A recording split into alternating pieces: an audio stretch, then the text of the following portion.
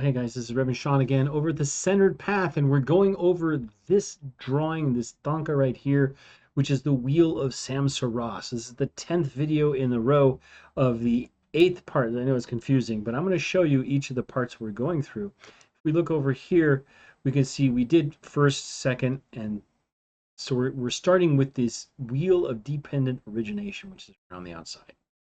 And these each depend on each other for existence and coexistence and some things like that, and how to learn about them and be taught by what information they give you.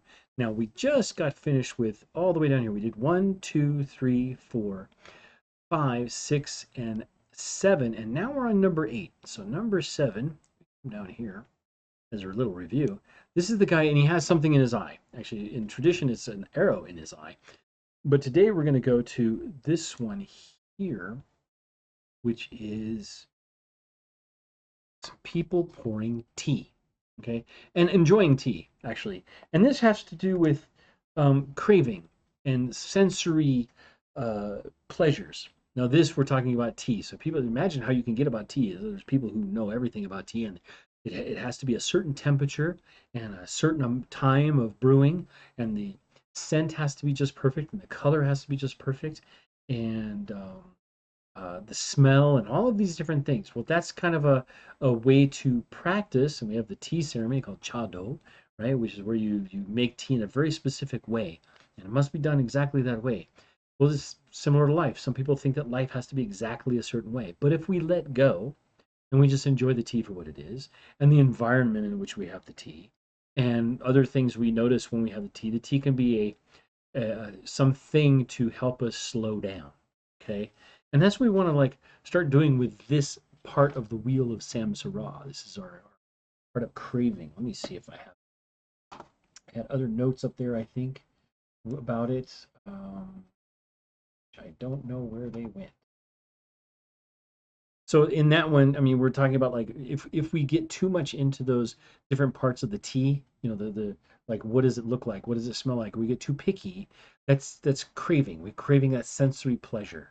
And then we become too attached to it. And that attachment leads to suffering, right? So this is just a how attachment can lead to suffering. That's what it is. We crave the tea, right? We want it to be a certain taste, a certain color, a certain color. Remember we talked about before, if we go back through here, um, we go down through here, and we had those. There's the contact, right? We have the two people, and here are the sense doors, right? We have the different sense doors. That's the nose for smelling, the eyes for seeing, the mouth for tasting, the ears for hearing, the hands for feeling, and then the mind for thinking. If we use that idea and come all the way back to here, we talk about there's the building again, right? And we're talking about enjoying this cup of tea, but not being too overpowered in the taste, whether it's good or bad. So when we receive something that's very good, we should enjoy it while it's there and then be able to let go of it. If it's very bad, we're able to just let go of it, right? And not be upset. That was the worst cup of tea I ever had and have to do a 1-star review over time and all of this kind of stuff. So if we are mindful and detached of our way of being in daily life, here's a very good example here with our cup of tea. Um, with this, with like anything, whatever it is we have, whether it's a relationship or whether it's a um, driving or something like that, or eating food or whatever it is, if we're not too attached to it, or we catch ourselves, that's in here, right? We catch ourselves early on. We notice that something is in our eye. Well, it's kind of hard not to notice an arrow that's in your eye, isn't it? But this is the idea of learning how to apply this information to our daily lives. Okay, so this is number 8 on that big wheel of Samsara. Okay, here we go. This is the wheel of dependent origination, and we've gone over each of these, and I'm trying to just link them together and give an idea of like what they can mean, and so we understand them. So remember, drinking tea. What does tea have to do with meditation? Well, tea can be a meditation, as we know with Chado. And then as we look deeper into what tea is about, and maybe we can use a meditation on like the dependent origination of tea itself. This is part of the meditations of that you would do to bless a meal, for example. Okay, so you may have to like when you're thinking about a meal that you're taking, like what are all the things that it took to get that tea to you?